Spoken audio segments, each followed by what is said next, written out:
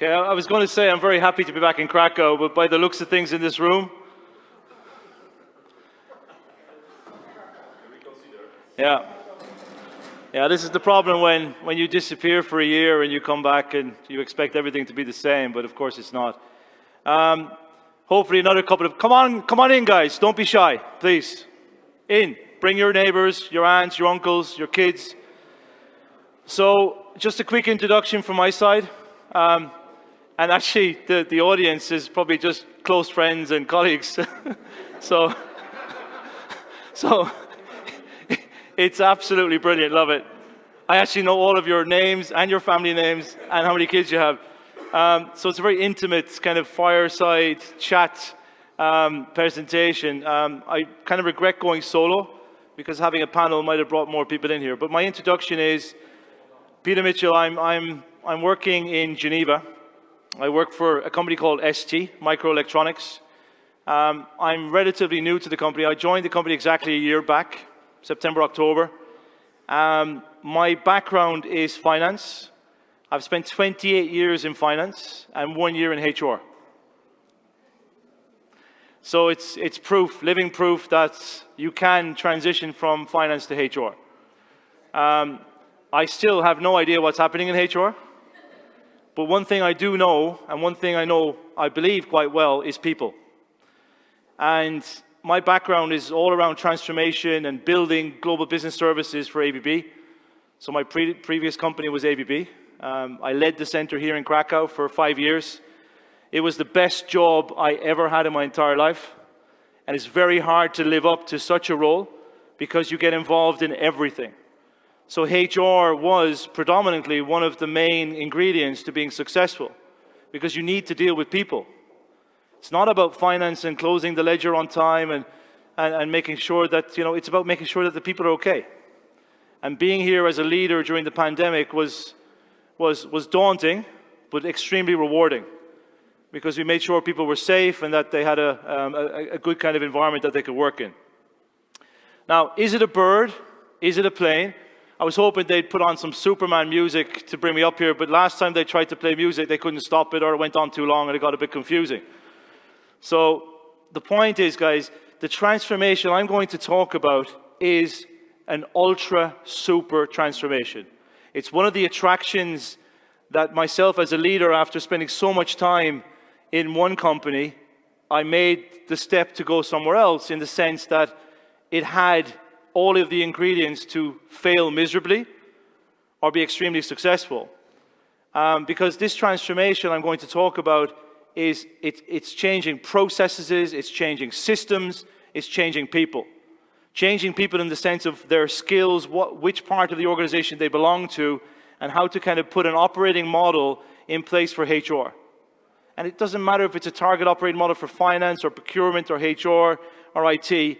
It's all, again, about leveraging from the kind of skills you have within the organization and trying to place people in the right place where they can grow and develop. A little bit of background about the company. I know for a fact that in this room already, there's probably, 30, 40, 50 of our chips, microchips. It's a guarantee, to be fair. I'm not going to go into name dropping of some of our key customers, but a lot of the technology you're using on a daily basis, either when you get into your car and keeping you safe in your car, as well as you guys on your phones right now, ST is involved in that. So it's quite cool. Some of the engineers in Agrate is a French-Italian company, so very kind of heavily monitored and governed by the government, basically, in France and Italy. So if you cut someone in ST, they'll bleed French and Italian, and a little bit of Singapore, because the company is around 80% of the population is sitting in those three locations. So you can see here 50,000 people, heavily investment, huge investment in R&D, 9,500 people, because the microchips and semiconductors, it's the future, right? This man at the back here from the Corporate Technology Center, he knows all about it. they could not move forward with a lot of the innovation within the technology center if it wasn't for the microchips. So this is a great business to be in, but it has lots of cycles, downturns, upturns. It's almost like being in a roller coaster. So you need to become more agile as an organization to be able to handle such volatility.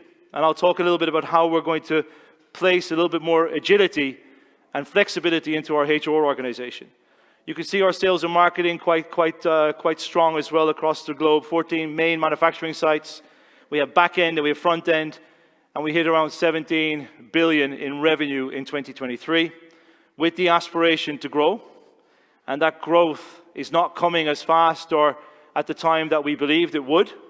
So of course, as an organization, like every other company, we have to adjust and align. Here's our global footprint, showing a little bit the back and the front end with regards to manufacturing. I had the pleasure, within a few weeks of working for the company, to go to Singapore. It just opened up, it blew my mind, basically. Meeting the people at the factory floor, operators and technicians, trying to understand exactly what they're doing, still have no idea. But we use extremely heavily expensive equipment with AMSL. I think most companies in the world that are in the microchip world, our industry, are using AMSL, and it's a fast-growing industry where I believe in the Netherlands, in Eindhoven, they're opening up a business there and a factory which will employ more than, I think, 10,000 people at the end of the day. What do we stand for? Life, augmented. Everywhere you'll find us, making a positive contribution to people's lives, and we are fundamentally a pioneer with regards to health and safety, but specifically when it comes to carbon neutrality, which we have started already almost 40 years ago. So by 2027, we'll be carbon neutral. And we are really, our say-do ratio when it comes to ESG is extremely high. We take this on as a very serious topic within the company, and you can really feel it and sense it when you go to the different locations, sites, and offices within ST. So why do we do this? For obviously the shareholders, the customers, and for the different stakeholders. And we're dealing with lots of kind of sustainability, as I mentioned, within as one of our core values on the people side and the excellence. Technology that starts with you, our employees, our customers, and partners. I know you're not here to learn too much about ST. You want to hear about the transformation in HR, so I'm getting into that. But again, like I said, with your cars,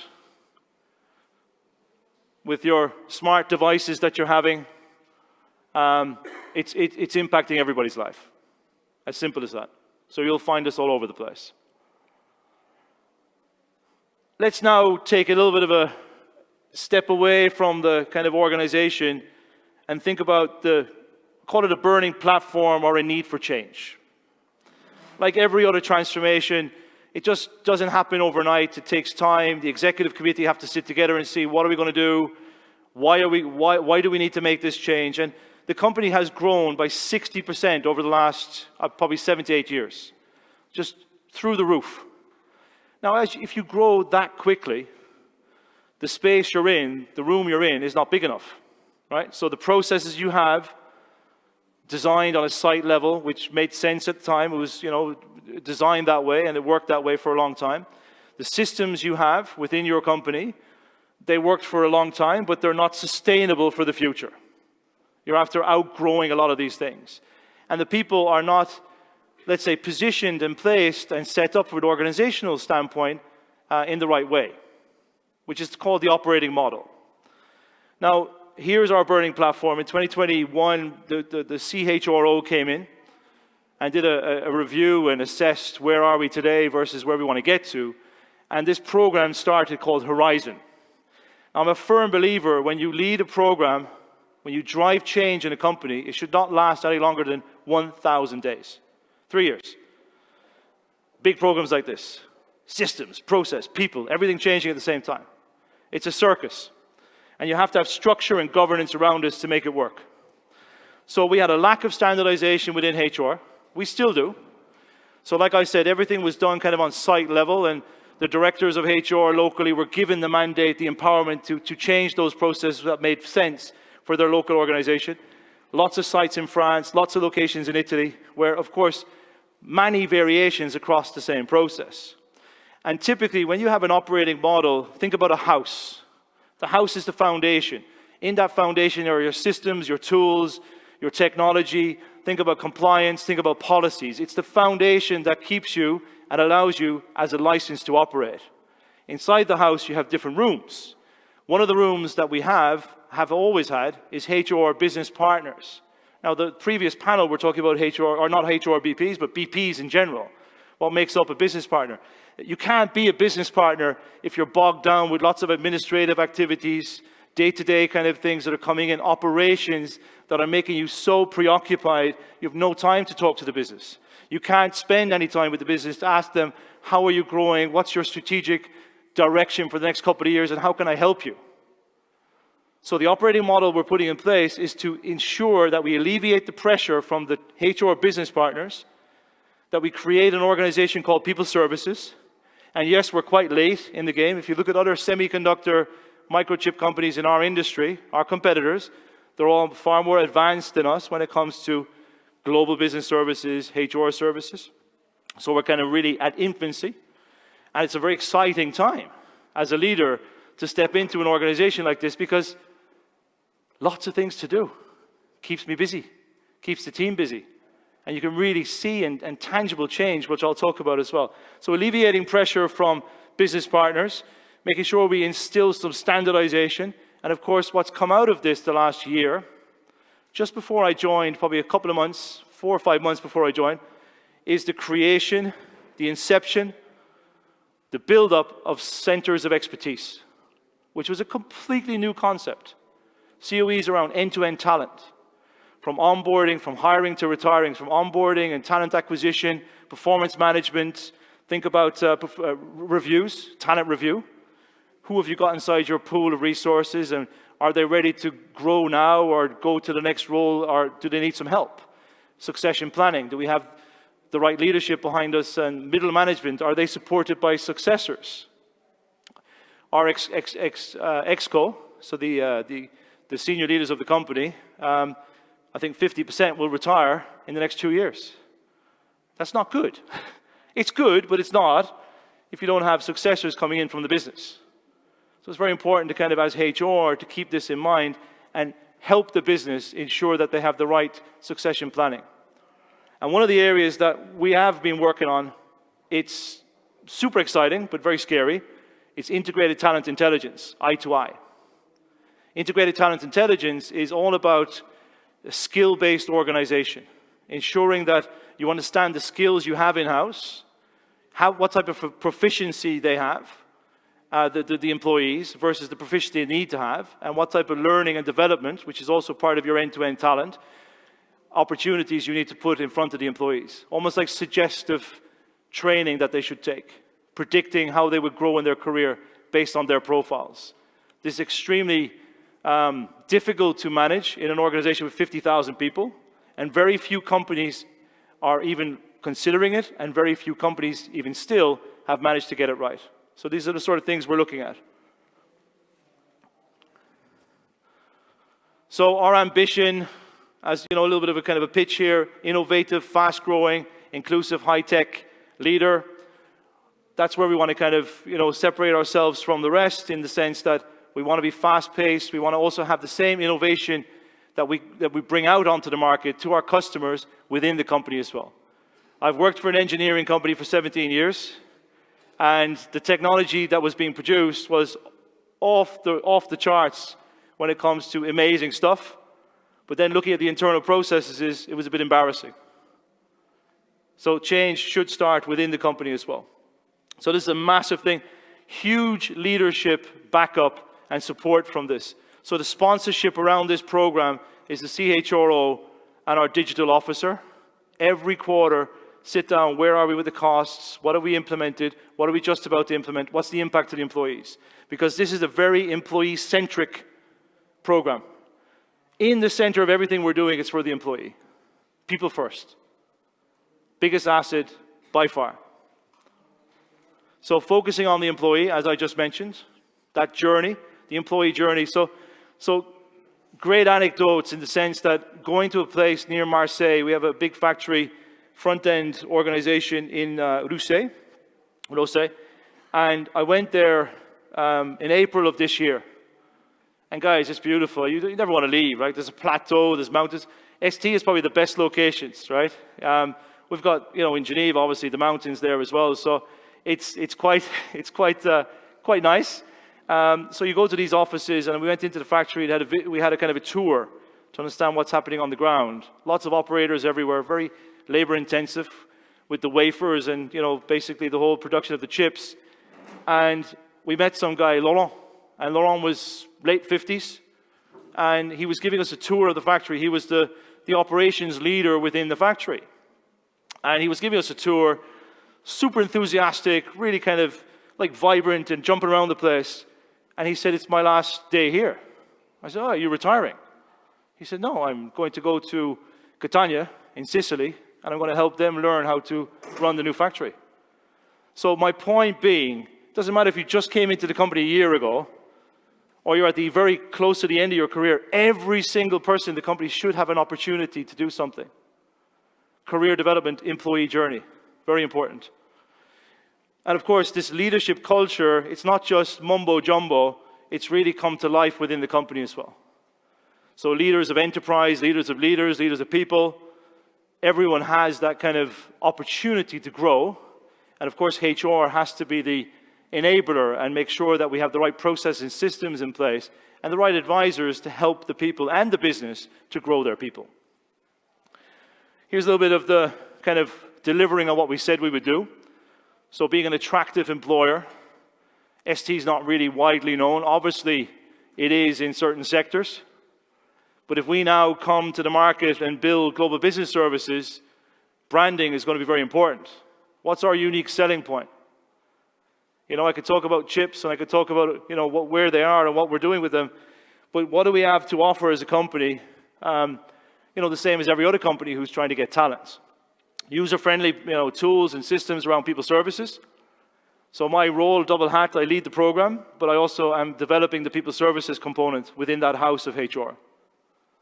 So that the people services will look after, from an end-to-end standpoint, process-driven work coming in from the centers of expertise, which in my view, and I think hopefully shared, the head 20%, the body 80, 20% being the COEs, 80% being operations. So that's the ratio that we're trying to instill and work with. It's a big change, guys. It's a huge change. Because we've got the Jack and the Jane and the Jills and the Johns of all trades working within the company, doing what they have always thought was the best for the company. But now things have changed. We're after getting a bit bigger, and we need to structure ourselves in a more, structured way. Obviously, there's learning opportunities, full transparency on developing your skills. And one of the things that I mentioned earlier, the integrated talent intelligence, having the career in your own hands. It's up to you. You can sit and do the same job for a couple of years, or you can have the opportunity to grow and develop your own career. But I'm a firm believer in the career is in your own hands. Nobody's going to hand a career to you. It's in your own hands. So again, HR is an enabler to make sure that we can help people kind of grow and develop, having that visibility and improving that performance management as well. Performance cycle, it's a cycle that comes back every year, every quarter, every checkpoint. Very important. And we have now a performance management system in place, which is highly, let's say, supported by the business to ensure that the organization have a system, a structure, a process that they can follow to ensure that we kind of bring more and more transparency to the table where people may not be performing as planned, and in their OKRs, which is objective key result of the business and behavioral targets, that they're tracked and monitored. And we have close to 97% adherence to the performance management within the company. Here are some of the key messages, or let's say KPIs, that we have for the first half of this year. I'm not just putting this up here as a kind of as a flex. This is real data. So 95% has said of what we said we would do is on track and working. So basically, say-do ratio, very, very important for me as a transformational leader. If you say you're going to do it, do it. Things change, and we'll talk about some of the lessons learned as well. I think it's very unusual if something did not change. If you embark upon a journey for 1,000 days, scope changes, prioritization of the scope changes. So of course you have to keep that in mind. But like I said, we're changing everything. So we're not just, the analogy of flying the plane and they're changing the engines. We're changing the pilot, we're changing the crew. Someone's outside painting it a different color. It's just unreal. Very exciting, but also quite nerve-wracking. And with such excitement, you have to put some structure and governance in place, which is what I'll get into as well. So why are we doing this? I mentioned it very clearly, supporting this overall growth achievement, or let's say aspiration that we have as a company. We started at the beginning of 2023, late 2022, beginning of 2023, end date, end of next year. So every kind of decision meeting that I'm having, every steering committee I'm having, every leadership discussion I'm having, I'm making it super clear that this horizon as a program will stop at the end of 2025. Everyone's like, what do you mean it's going to stop? Yeah, it has to end, because you can't keep going on with the transformation. Of course, every function, finance, procurement, HR, IT, all the other functions, they need to continue to transform and grow and develop, but not under a program, under the umbrella of a program. Like I said, performance management now in place, individual development plans, you can see here 95%. Learning management system completely changed. Everything now in one place. And last but not least, of course, you need to have dashboards. So think about people services, think about how GBS has evolved over the years. Analytics, not just the reports, the front end of the reports, but the back of the reports as well. And all the analytics that goes with it is typical something you could do within people services. So that's something that we're delivering from the program and landing that then into the proper part of the house, the 3 rooms, COE, HRBP, people services. Now, change requires lots of people out there driving the change in the right direction, moving together. We call them ambassadors. So we have change ambassadors, we have them on the business side, and we have them on the HR side. There's around 400 ambassadors within ST for the 50,000. And they have to have the elevator pitch. They get a lot of material from us to be able to, like a cheat sheet, to be able to explain why are we doing this, what are we doing, what's the point, la-di-da-di-da. And if you don't hang on to those 400 people and bring them with you, again, you lose momentum. And you have people then having little whispers at the coffee machine, saying this program's not working, too many people involved, what's the results? So engagement, change management, and not change the management, change management and communication, super important. Critical. Here you see a little bit of the evolution of the program. So very heavy at the beginning, lots of people involved. And of course, the consultants in the room here, super happy. Yeah, this company's going to have a transformation, in they come. So you got loads of people, lots of PowerPoint slides, lots of meetings, but at the end of the day, the organization then starts thinking, you've been busy for a year, you haven't executed anything. You haven't implemented anything. What's your minimum viable product? What's your end result here? So when at the end of last year, we had to come out with something. So performance management was the first big bang of 35,000 people going into that system. And we've gained momentum from there on in. Because some of the lessons learned you'll see in the next slide, the typical things, guys. Scope changes, design, there's not the right governance around it, you haven't got the right people in the room, and then all of a sudden people, oh, did we decide this? This is not what we wanted. So they end up with a plane instead of a car. So a lot of those kind of key things that we had to put in place. Validation and ownership, one of the critical things as well. So hold people accountable for the decisions that they've made. And it's not about blaming and naming and shaming. It's about making sure you have the right stakeholders in the room when you're making the transformation happen. Very important. And focus. Don't give someone 6 hats and have them do this as a hobby. This is a fully dedicated role. So you can see some of the steps and stages that we went through. And of course, we had a lot of governance around a year ago, and we're now softening our grip because people are getting used to the rhythm, and we call it the drumbeat. So there's a second-hand shop across the road from our headquarters in Geneva. And I went in there probably a month after getting the role, and I bought an African drum. And I sit there and I do this on some of the stakeholder calls. Because the drum beat is super important. Cadence and drum beat. Do not drop a meeting with your stakeholders. Do not drop a meeting with your workstream leaders. Don't let them go. Because once they go, very hard to get them back. Like after this last session ended, everyone disappeared. Glad some people came back. But don't let them go, guys. Don't let them go. You soften the grip when you have the right rhythm and drum beat in the program. It's as simple as that.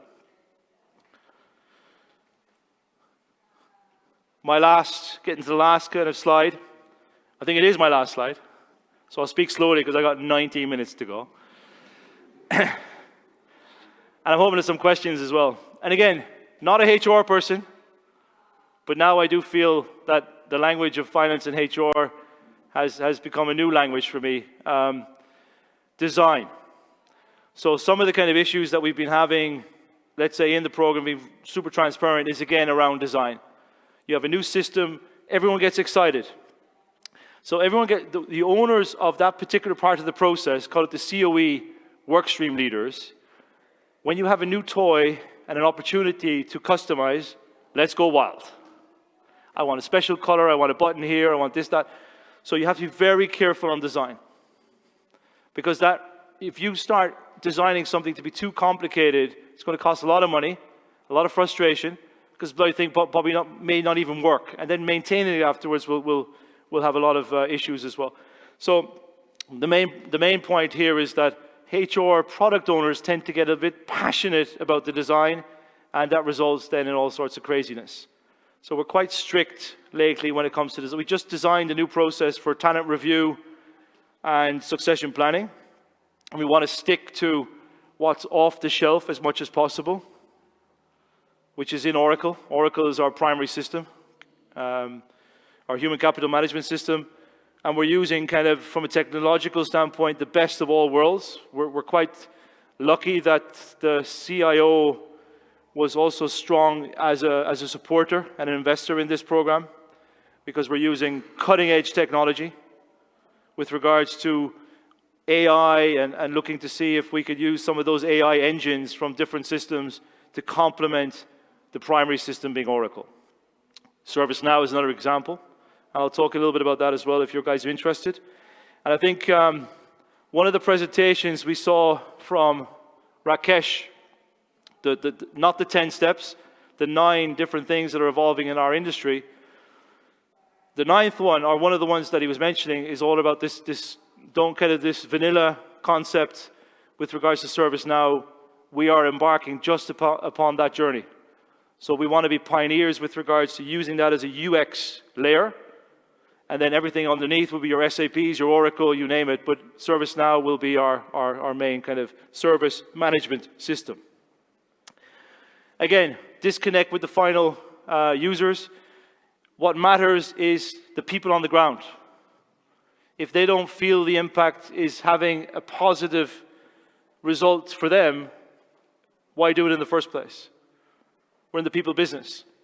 So we can be successful, we can be quite bold from a leadership standpoint, but the end users, they need to feel the change.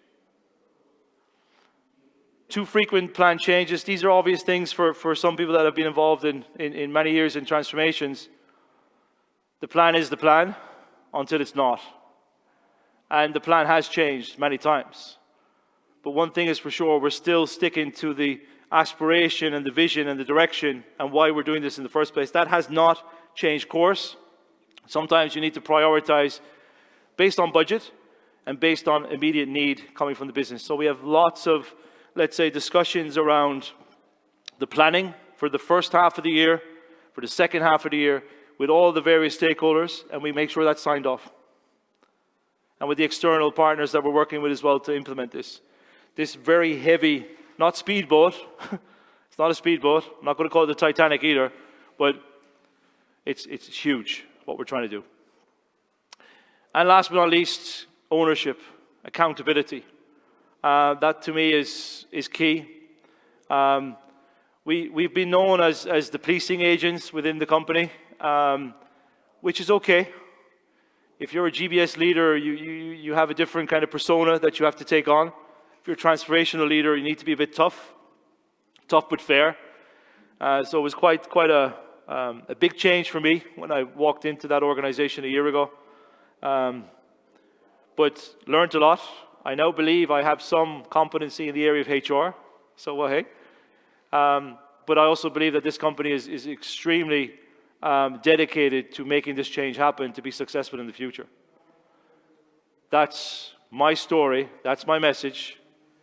More than happy to take any questions.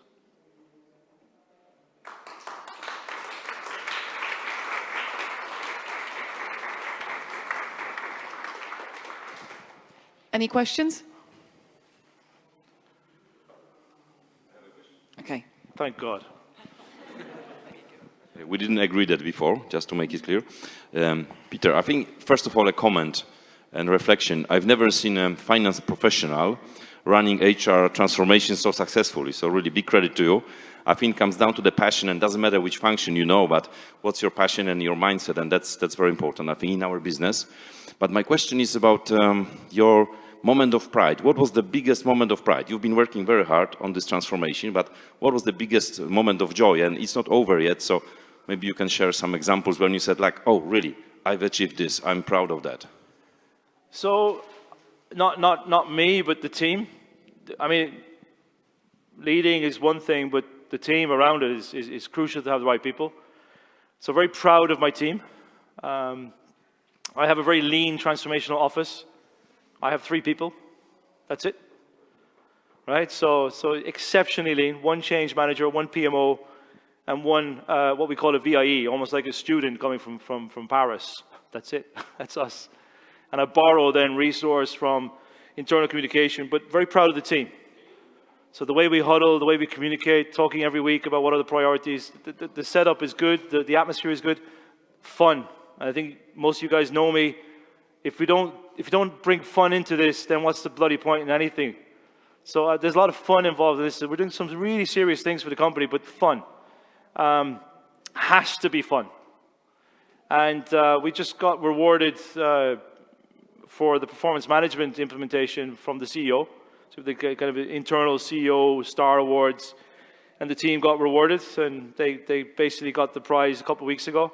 And it's a big deal, right, to be recognized by the CEO. But credit goes to the team.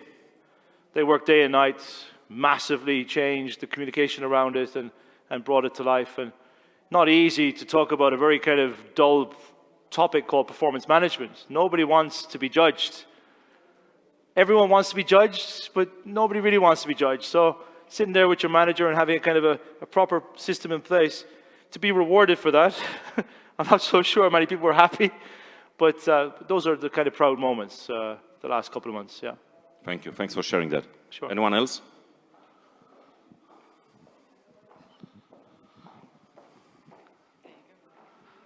Transformation can be exciting, but can be also tiring. Yeah. How to keep engagement of your team, to be still keep it up and keep going? Pay them loads of money. Well, the fun elements, for sure. You know, one of the things that was very important during the summer break, because French, Italian, they just disappear anyway for a lot of the summer, as they should, we stopped the program. We stopped some of the governance. The drumbeat became a little bit lower and softer. So that was highly appreciated by the workstream leaders. The motivation is about engagement, right?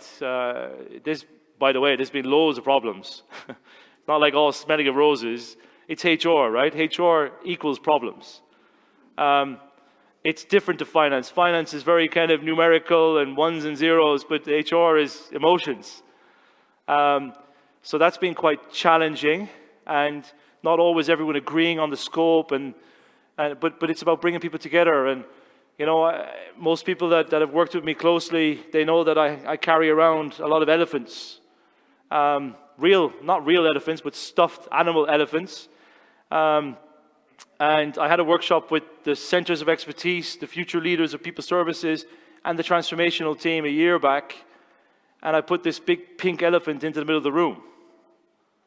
And the whole idea behind that is the elephant in the room. Let's talk, let's be open. We may not love each other or have to work with each other on a daily basis, but let's try to find a way to be open and transparent and make this work.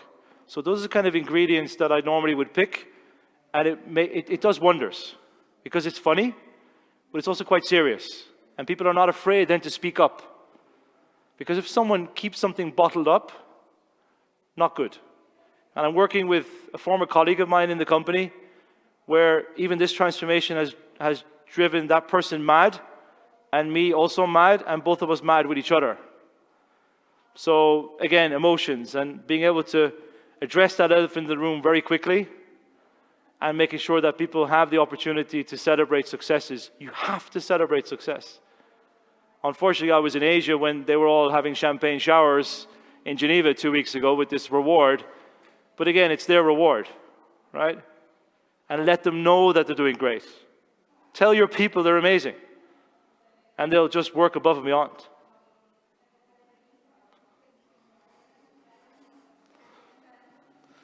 Anyone else? Biggest challenge? Biggest challenge? Trying to understand what HR is.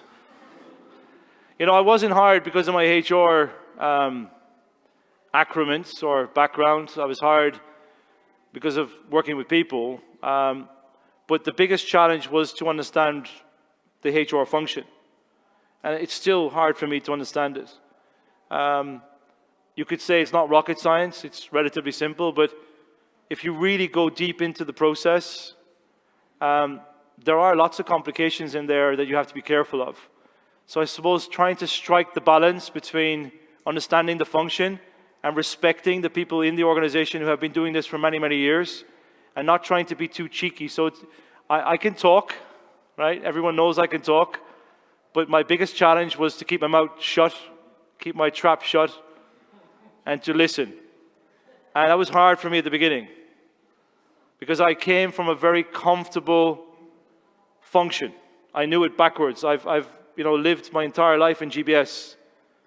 So that was hard for me. So having a bit of patience, and I suppose if I'm to name out an even bigger challenge for me, I came from a very fast-paced organization.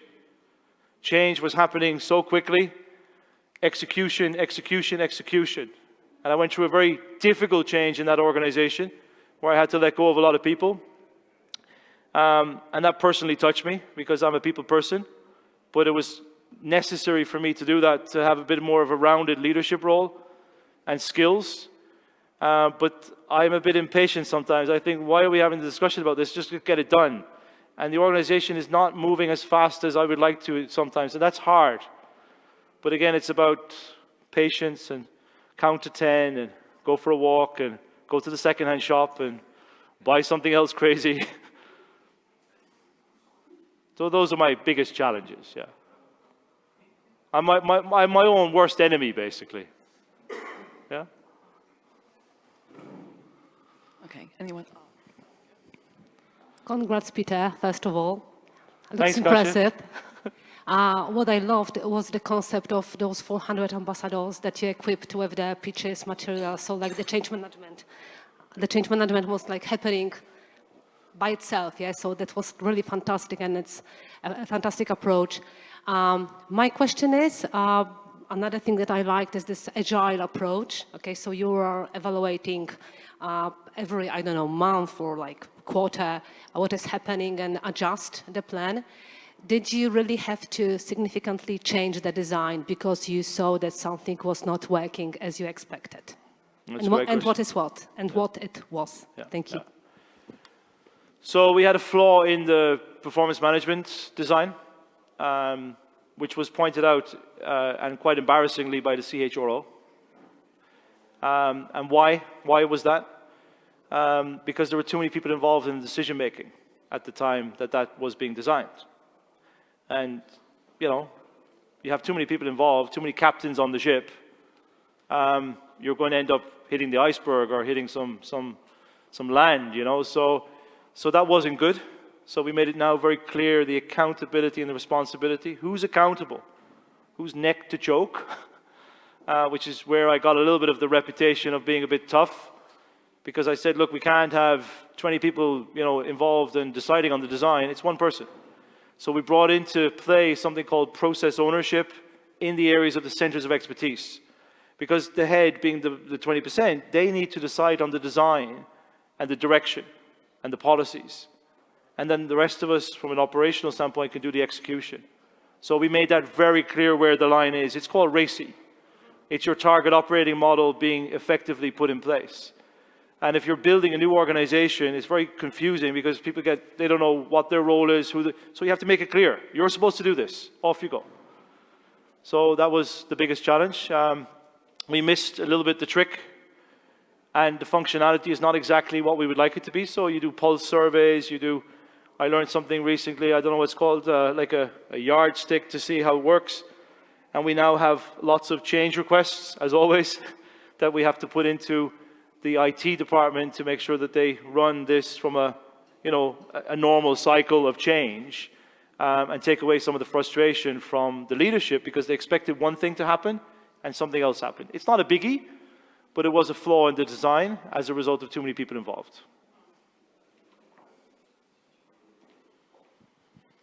Anyone else? Okay.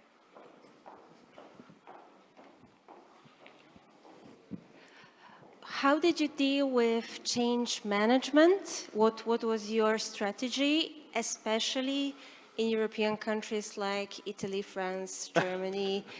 Obviously, most probably, maybe you were surprised with Workers' Council, all this stuff. I'm in HR 11 years, and I know how tough it can be. So how did you manage to convince them, hey, this is transformation, you would love it? Yeah, we just changed the management, basically. No, it's a great question. I mean, working for a French-Italian company, it's got its pros and cons. We went to those locations. So one thing that was very important is to get out there and start spreading the word and talking to people. So the business and the HR ambassadors, they went through let's say a mandatory training to understand change management and how to communicate to the organization. So that was one step. So they were all certified. At least 80% went through that certification. Second step was to get out there into the field. So I traveled an awful lot the first 5-6 months, up and down the road, into France, into Italy. Absolutely stunning going through the Alps, but the whole point was to go and meet the people. Because if you don't sit down and talk to the people and find out what's going on, then don't be in the ivory tower designing something that's never going to hit the ground properly. So a lot of effort went into town halls, sitting with the people on the ground, understanding what they need. So I went into one of the factories. I picked out what we call a shift HRBP. So a shift HRBP, so someone who actually goes in, because if you go into one of our fabs, you have to dress up like an astronaut, right? Nothing can really contaminate that area, so it's quite claustrophobic. So before the pandemic, they were already screwed, right? So you walk in there, and we got our HR, so basically shift HRBPs standing around, trying to ensure that 250 people on the operators, on shift that morning, that afternoon, that evening, are getting answers to the questions that they have around HR. So quite intense. So I spent time talking to these guys and saying, how can we make your life easier? Trying to understand how can we bring that program into their lives in a stronger way. So it's about communication, talking to people. There's no magic wand or special formula here. It's just listening, taking the feedback, not over-promising, but then trying to link it back into what are we trying to achieve. So lots of travel, lots of discussions. I was very worried. I'll tell you a little story about people services. People services, for me, it's second nature. I was actually kind of wondering why the hell wasn't that there in the first place, right? But nonetheless, the biggest anxiety we had and the biggest, I would say, threat was France. Because for us to come in and say we're going to have a people service organization, it was perceived as less important than HR business partners and COEs. So I went and met every single person impacted by the people services change because they now work in my organization. Every single person. And I sat down and I spoke to them and explained, don't be scared. Change is always scary. Shock, denial, oh my God, the world's going to end. Well, all of a sudden he's going to do it, she's going to do it. Maybe I should start wondering if this will work, and then acceptance and moving on. Helping them through that curve. And it's very important because some people, they take seconds to get through that curve. We have it, and that curve, by the way, comes from people that are, you know, the last part of their lives, right? It comes from hospice. But helping people through that curve is extremely important. And some people are taking longer to get through there, and you have to really identify the ones who are going to take longer and spend a little bit more time with them. Now, we have now, I'm not going to give you some numbers, but we have the organization already separated with people services, and not a single person has left, and they're now ready for the next step when it comes to automation, standardization, kind of one team spirit. So really sharing that vision and engaging with the people, super important. France is my least worry right now. Least worry is France. The Italians are a bit tricky, but I got a good guy on the ground there, and he's really doing a great job, and the team are amazing. So yeah, I go to Catania in a couple of weeks. Not bad going to Sicily just before the end of the year. But yeah, people, listen. Okay? And we're up. Time's up. Thank Thank you very much, Peter. Thank you very much for joining us today.